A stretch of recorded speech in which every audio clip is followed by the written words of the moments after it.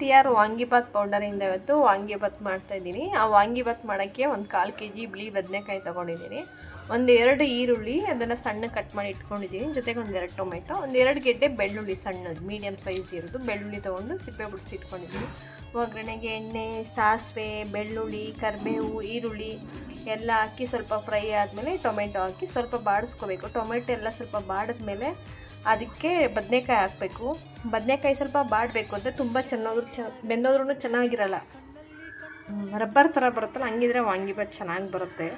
ಅದಾದಮೇಲೆ ಸಪ್ರೇಟ್ ಒಂದು ಬಟ್ಲಿಗೆ ಹುಣಸೆಹಣ್ಣ ಕಲಿಸ್ಬಿಟ್ಟು ಬೇಯಕ್ಕೆ ಇಟ್ಕೊಂಡಿದ್ದೆ. ಹುಣಸೆಹಣ್ಣು ರಸನ ಅದು ಸಪ್ರೇಟ್, ಅಂದರೆ ಬದನೆಕಾಯಿ ಜೊತೆ ಬೇಯಿಸಿದಾಗ ಚೆನ್ನಾಗಿರಲ್ಲ ಅಂದ್ಬಿಟ್ಟು ಬೇಯಕ್ಕೆ ಇಟ್ಕೊಂಡಿದ್ದೀನಿ.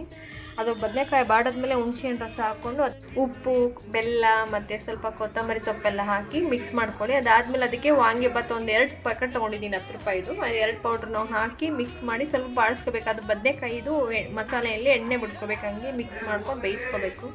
ಬೇಕಂದರೆ ಸ್ವಲ್ಪ ತೆಂಗಿನ ತುರಿ ಹಾಕ್ಬೋದು, ನಾನು ಹಾಕಿಲ್ಲ. ಆದಮೇಲೆ ಅನ್ನ ಕಲಿಸ್ಕೊಂಡು